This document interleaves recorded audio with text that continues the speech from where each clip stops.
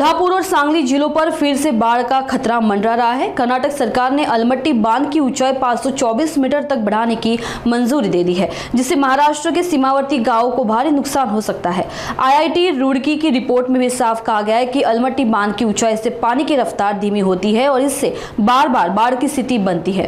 राजू शेट्टी ने इसके बारे में जानकारी दी। अलमट्टी धरणामध्ये 524 मीटरला पाणी अडवता यावं म्हणून आवश्यक असणारा जो काही भांडवली खर्च आहे, त्यासाठी आवश्यक असणारा भूमी संपादनासाठी येणारा खर्च असेल, यासाठी जी तरतूद करायची आहे त्याला कर्नाटक राज्य सरकारने मान्यता दिलेली आहे। म्हणजे आता हळूहळू निधीची सुद्धा उपलब्धता होईल।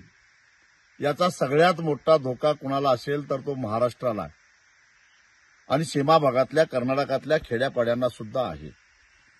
इथं मुद्दा फक्त महापुरामुळे शेतकऱ्यांचं नुकसान होण्याचा नाही आहे, कारण अलमट्टीच्या पाण्याची उंची जर का 524 मीटर ठेवली तर कृष्णा आणि तिच्या उपनद्यांवर जुलै आणि ऑगस्टमध्ये डोंगरातून येणारं जे वेगात पाणी येतं त्या पाण्याच्या वाहतुकीमध्ये अडथळा निर्माण होतो।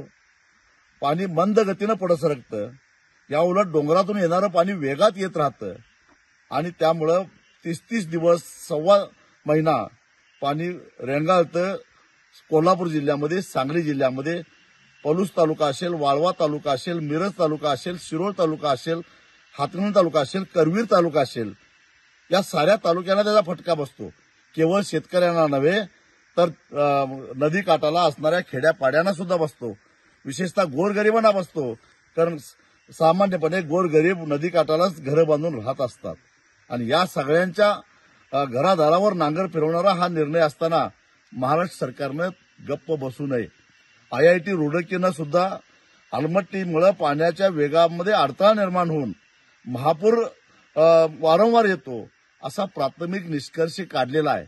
तो निष्कर्ष जरा डोळ्याखालून घाला, केंद्र सरकारने ते तपासावं आणि मग कर्नाटक सरकारला कडक शब्दामध्ये सांगितलं पाहिजे की तुमचं धरण हे महाराष्ट्रातल्या सांगली आणि कोल्हापूर जिल्ह्याच्या जीवावर उठायला लागलेलं आहे, तेव्हा कृपा करून असले उद्योग करू नका, असं केंद्र सरकारनं कर्नाटकला खडसावून सांगणं गरजेचं आहे।